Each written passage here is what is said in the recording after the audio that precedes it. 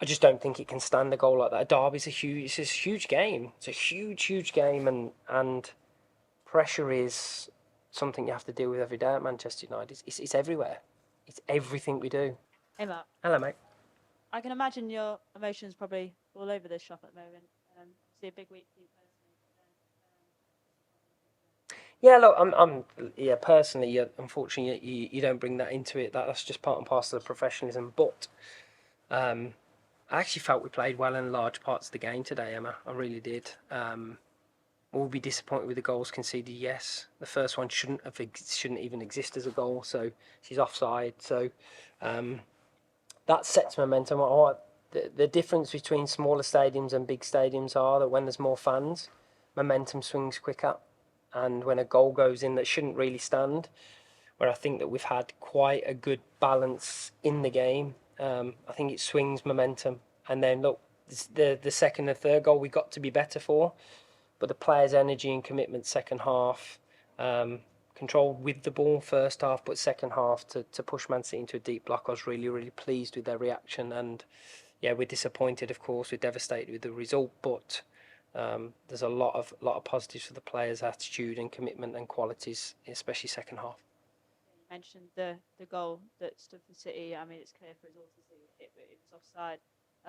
Is it time VAR was brought into I it? mean, it's a question, and it's a question. I think it's hard because, of course, it would affect this actual decision, and there's probably other games that affects other decisions. But yeah, look, I just don't think it can stand a goal like that. A derby's it's a huge game. It's a huge game, and look, if the second goal is their first goal and the third, then you take your medicine, right? That's on us. That's on our performance. But when the first one goes in, it just swung their momentum. Then Man City have going into the end of the first half momentum when they didn't have any, and we could trap them to the sides pretty quickly. And I felt they played within their shells until that goal came out, and then it changes the game. And the cliche is goals change games, but it definitely did in this case.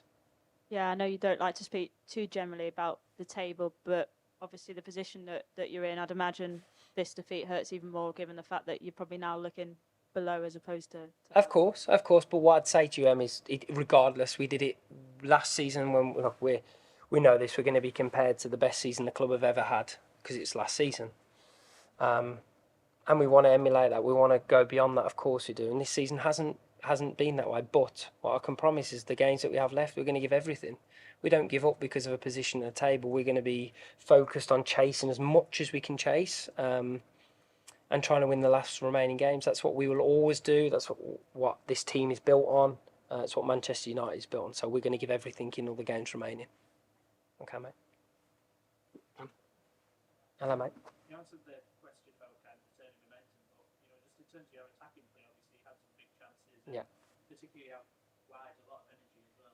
Yeah. Is there kind of frustration that you maybe didn't take as much of that as you Yeah. thought? I mean, frustration. You look at it both ways. Creation, you're happy with the ability in those moments to take them. We didn't produce, but it's not like as a coach you want your players to put yourselves in their positions, and they did. And a little bit more clinical, and we're 1 or 2 nil up. I think JC strike. Obviously, Keaton makes a good save. Keita's the pullback for Keats. These are little moments in the game that City didn't have those moments either. So it's a tight game. It's always going to be that, isn't it? Dan, we can talk about the beautiful build-up play, but it's always going to be both boxes that you judged in. And today we fell short in that term. But as I say, I think if the first goal doesn't go in, I think we're going into half time comfortable, and we're looking at different ideas and game plan strategies. Second one's on us. We lose concentration from a set piece, and we have to be better at that. But the third one almost kills the game. Lots for us to control, Dan. But yeah, we need to be more ruthless in those final thirds. But we're learning about each other always still, and we will continue to do so.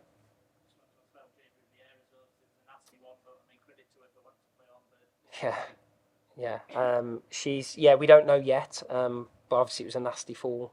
So we'll see how she is. We'll assess her. The medical team will look after her, of course. But I'll obviously update you in the week coming as when we know a little bit more. Thank you. Hello, Tom. Hi, Mark. Commiserations. How frustrated are you by the defending and the tracking of the runs into the box? I suppose is one thing particularly. How frustrating is that to see? In terms of the first goal, Tom, for specific, well. yeah, like the second, yeah. I mean, look, it's frustrating. Of course, it is. The game is about making the opponent make mistakes unless you're perfect with a shot or something like that, and it's a scream. Often it comes from mistakes, and I think we switched off. Jess Park comes from the corner, and then she runs across the back line, headed back across, and it's a tap in. So that's the second goal. The first goal is obviously a cutback from a Wabi we'd worked on all week about taking underlapping runs from their fullbacks, and we didn't do it in that moment. It's one of the moments we didn't do it in, and they score. And these are the big parts of the game that you have to get right. And the third goal, look, we get out-muscled in midfield, we overplay in terms of in the side, and then we get countered. Physically, we've got to be better in those moments as well, and that'll be those three frustrating parts. But there's loads, Tom, that I'd say we were happy with. We suffocated Manchester. Manchester City, Bunny Shaw, his heat map second half must have been in their half. She didn't get up. I think at the end she has a chance where she's probably that tired, she fluffs the chance. And that's because we got them all the way back into their area. And, if the first goal doesn't go, I think we go into that, and I think the result might look differently. Is it annoying to be out-muscled in a derby game when everyone should be like really, really big bite? Yeah, I wouldn't say out-muscled as in out-fought, to be clear. I think it's just a surprise situation caught on the wrong side. But even on the sideline, it wasn't out fighting because our team fought today. I have no doubt about that. But yeah, it's just a moment where you get caught and then they're in, and it's a mistake, and we'll look at it and make sure we work on it. Going forward, it seemed as though JC had the beating of Wahhabi almost every time they went one-on-one. Is it a slight shame that you couldn't utilise that a bit more, because she did seem to have the better of her every time? Yeah, it was. I think the thing is, Tom, she also goes 1v1 about 50 times, and she's, sometimes you can't continue to run and sprint high speed all the game. But, I felt Jade first half probably could have supported her a little bit more getting around her, because Jade is fantastic in the attacking phase as well. And Aoife, I'd like a little bit of credit for Aoife as well to come in at right back, and second half gave lots of energy to go around. And yeah, look, it is frustrating, but I think we'll create loads of chances from that style, and especially with JC going attacking down the sides. Thank you, Tom. Hi, Mark. How you doing? You've talked about how you started the game in a fairly positive way. Is there also any kind of positive you can take from maybe the last 20 minutes of the game? It's obviously a 3-0 after 46 minutes. Yeah. Pretty ominous for you guys. Yeah. I mean, I think it's fair to say when you go 3-0 down, regardless of the goals, you often look at then, as a coach, do you shut up shop or do you keep attacking? And Manchester United's about attacking. We attack. So the aggressiveness of the players, we jumped, adapted shape slightly to be more aggressive on their full-backs and centre-halves, jump our wide forwards higher, which means the centre-halves have to take player for player. And it paid dividends because it rocked Man City's build-up. So yeah, I mean, it's part and parcel. We have to learn from it, take the disappointment of it. But I've always found as a coach that the disappointment's the stuff that drives you. Success is easy to talk about and it's easy to live. But when you're in a moment where we want to be that successful team, we've got to learn from this where we are now. How much of that disappointment is charged by just losing a game and maybe losing it slightly unjustly, or by simply just losing to the other team in Manchester? Yeah, I mean, we're human, right? So we have emotions. We have emotions that when you win, you have emotions. When you lose, you have emotions. And the hardest part of maybe coaching, barring picking the team, is to actually balance those emotions. And I'll make sure that our team are balanced and that we go into the Everton game next week and obviously the Chelsea one after that in the right mindset to win those games of football. And that's what we're here to do, I have no doubt in every sinew of my body that this team will be back to where we want them to be, with the style of football that we want them to be, that we've shown for a consistent amounts of time. Just finally, can I just go back to the City's third goal? Is it frustrating at all to concede so soon after you spoke to the team, essentially? Of course. And I think by the way you asked the question, I think it is. we can't concede it. We know that, and we have, and we'll deal with it. But all you can ever do is, if you have a bad moment, you can only react. And I felt the players reacted fantastically from a really bad moment in that goal. I know if coaching was perfect and games are perfect, you just say, oh, well, we'll pick how we feel about this moment. Actually, when you balance the whole game out, I come out of it with bitter disappointment for the result, but also a great appreciation for the players' attitude and commitment to staying in the game and trying to get back into it. Thank you, Mark. Appreciate Thank you. it. Over here. Thank you.